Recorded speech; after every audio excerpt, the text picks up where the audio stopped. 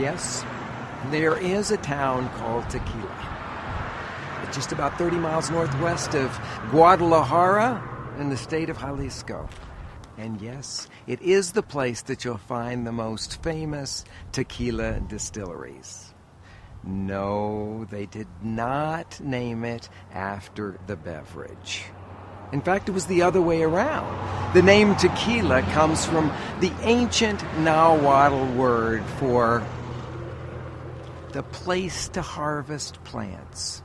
Makes sense, doesn't it? So, where does all that tequila come from? It starts right here with this plant, the Agave tequilana Weber blue variety, the blue agave.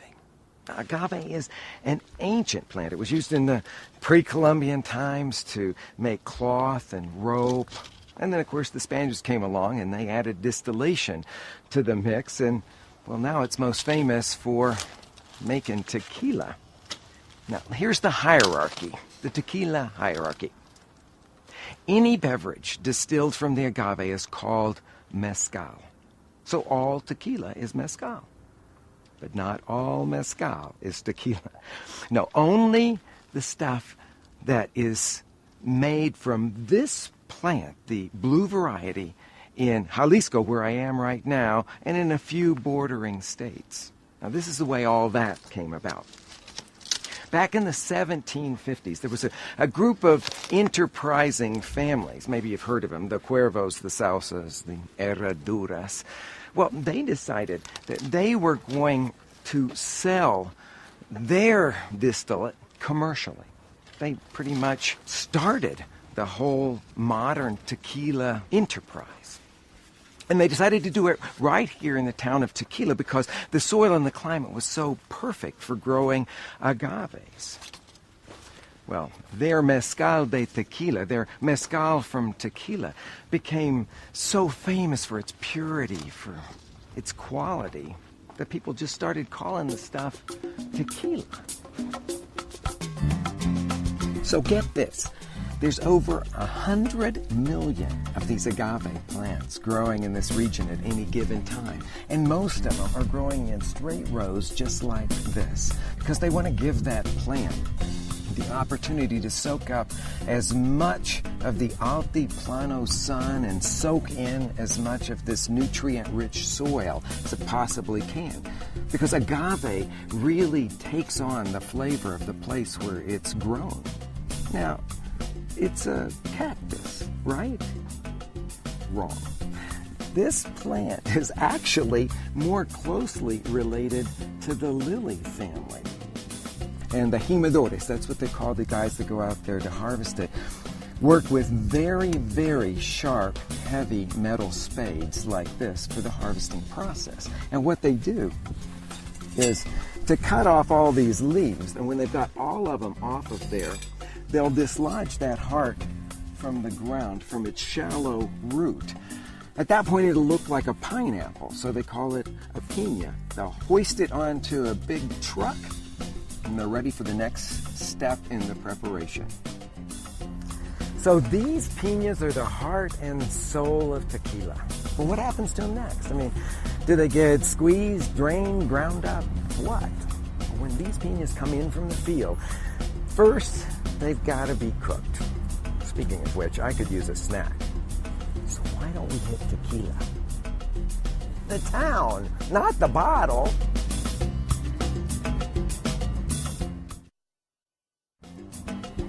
I think I just may have found the perfect little snack to go along with tequila. These are tacos Plaza de Toros.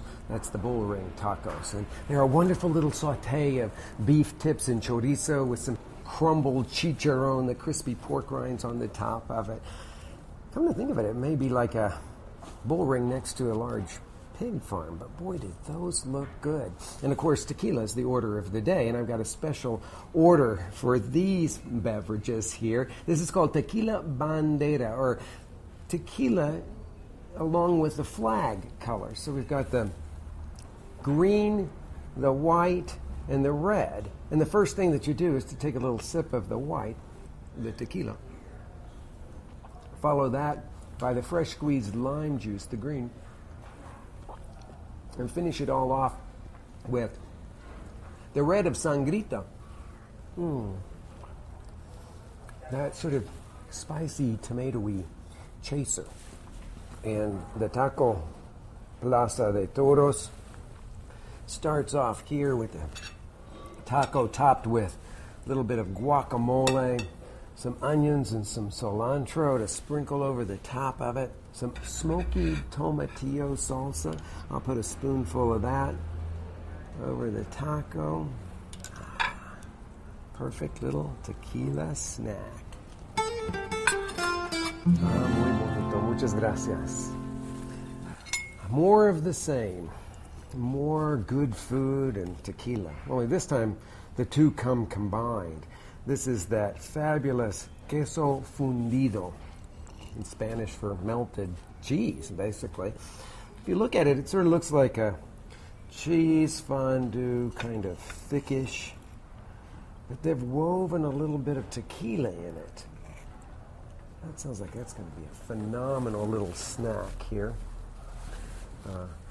Beautiful blue corn tortilla. Put some of that spiked cheese mixture in it.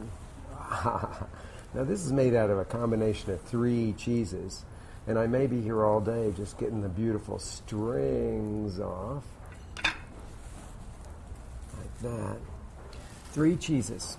Chihuahua, quesillo, the Oaxacan string cheese, and a type of cheese from Spain that they make a lot here in Mexico now called manchego.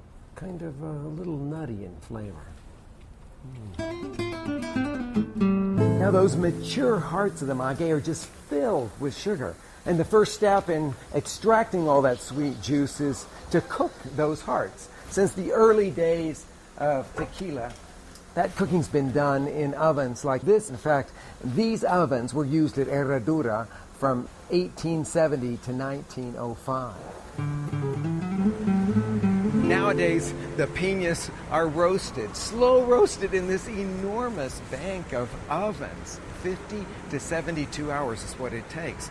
Now, certainly the scale is a lot greater, but every step of the process stays the same. I mean, it's still an artisanal product. It's made by hand, fermented by nature, and distilled one batch at a time. Now, back in the day, those beautiful golden roasted piñas would have been crushed in a pit just like this one, underneath the weight of this enormous basalt or lava rock stone pulled around by horses or mules. But of course, all that's done by machines today that crush those fibers and extract every little bit of that liquid gold that they call agua miel or honey water. And they mix that juice with purified water and then just let it ferment for a couple of weeks. It's sort of like making wine. Now here at Herradura, they do that fermentation in huge tanks, and they do it with the natural airborne yeast.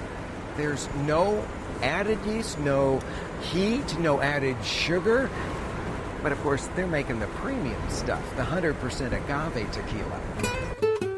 Yeah, you can bottle tequila right out of the still, and they do. They call it blanco or silver. Silver in English. Or you could age it here in oak barrels. These happen to be the old Kentucky bourbon barrels that they use at Herradura. And of course, the longer that it's aged in the barrel, the better it gets, right? Well, only within reason. You see, it's sort of like wine. Too much time in the barrel can just overwhelm the natural flavors. So how long is long enough? Well, of course, with the Blanco, you've got the brightest, purest agave flavor. But then if you age it 2 to 12 months, what they call a reposado, or rested one, you get the brightness of the agave, but you've smoothed out a lot of the fieriness. Then if you age it over 12 months, what they call an añejo, or an aged tequila, if it's a good one, you'll taste the flavor of the oak, that mellow sweetness woven in. but not overwhelming the flavor of the agave.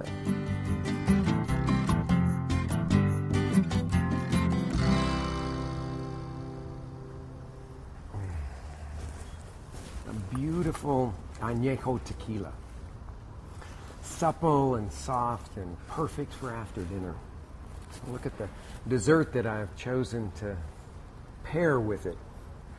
This is crepas con cajeta, crepes that are baked with a little blanket of cajeta, that goat milk caramel. This one is infused with añejo tequila, sprinkled with toasted nuts and served with a little vanilla ice cream.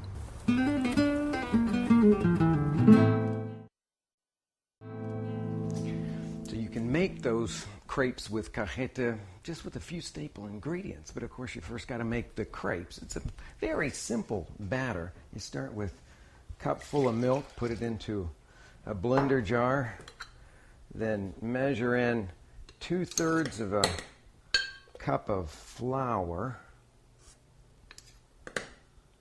Now I'm going to add a couple of eggs. These are those pretty to look at brown eggs. And there you've got your basic crepe batter. But I was thinking, since we're going to be using these with cajeta, why not give them a little extra flavor? I'm going to add to it a little ground up clove and cinnamon. That'll be beautiful with the caramelized goat milk cajeta. And I'm going to give it a dash of that beautifully aromatic Mexican vanilla. Now, I always season crepes with just a pinch of salt. That kind of helps bring out the sweetness. And a touch of sugar. Now, yeah, it's a dessert, but if you add too much sugar to the batter, I'm only going to put about a teaspoon in here. If you add too much to it, the crepes will brown too much. Put that onto the blender and turn it on. And I'm going to dribble in about a tablespoon of melted butter. Now it looks nice and smooth, but it needs to rest for a little bit. About a half an hour, I'm going to put it into the refrigerator, and that'll give it a really beautiful consistency.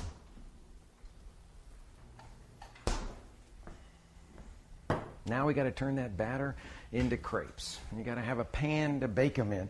You could use anything that's about 7 inches across. If you've got a non-stick skillet like this, it works absolutely perfectly. My favorite crepe pan is one that I've had for, all my life. I inherited it from my mother. It's probably 50 years old, a well-seasoned cast iron pan.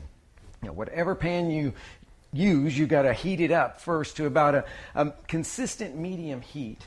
And then I always will take a little bit of oil on a paper towel and rub it all over the surface. Another paper towel dry to wipe it out. So there's just the faintest little hint of oil over the surface there. And then check the consistency of the batter here. It should be, let me show you what it looks like here. It should be just very light. It shouldn't be too thick at all. Okay, now I'm going to grab my pan and show you my favorite way to make crepes. A lot of people put in just the right amount of batter to make that crepe one at a time. I like to just flood the bottom of the pan and then tip it all off, making a very smooth, very even crepe, and hopefully what you're going to get is exactly what I've gotten here. Little bubbles all through it so you can see the bottom of the pan. That tells me it's going to be lacy, it's going to be very light and beautiful. Now, once it's set and beginning to brown, which doesn't take but a few seconds there, I run a little knife around the edge of it and then scrape off that little piece. I'll put it over there on the side there. And then loosen the crepe around the edges here, making sure it's completely free. And then I'm going to flip it over. I like to do this with my hands. Look at that. See how pretty that is? Just takes a couple of seconds for it to sear on the other side very lightly. We don't want it to be too crispy. And in a couple of seconds there, you've got a beautiful finished crepe. Now, after you've made the 12 crepes, you got to butter them and then fold them up. That's what I'm in the middle of right now. A little melted butter brushed across the top of the crepe. Flip it over and do the same thing on the other side. Fold it in half and then in quarters, and then lay that right into the pan with the rest of them. Now that we've got the crepes ready to go, we got to deal with the cajeta, and you can make it yourself, but it'd take you, well, about 2 or 3 hours, and it's a lot of reducing, and you got to watch the pot. But sometimes when I don't have time for that, then I'll go to the Mexican grocery store and buy the cajeta. Now, this is a standard brand, Coronado brand, and what I always look for here is the one that's labeled 100% leche de cabra. That's the goat's milk, and that has the richest flavor. I also like the version that's called cajeta quemada. It's the darkest caramel. So open that up and put it into a pan. It's a little sticky for me, this store-bought cajeta, so I like to doctor it up, and I'm going to show you how I do that. I like to add a little bit of heavy cream to the pot, and of course, that nice little dash of añejo tequila. I'm going to stir it all around, put it over about a medium heat, and let it come to a boil.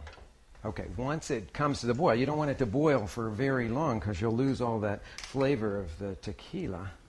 Then take it to the crepes and just drizzle it over, coating them with a nice, even blanket of that luscious cajeta. Now I'm going to sprinkle them with some toasted nuts. Boy, doesn't that look good. And then slide them into the oven to warm the crepes through. Of course, the cajeta is already hot. And that shouldn't take more than about 5 or 6 minutes at 350 degrees.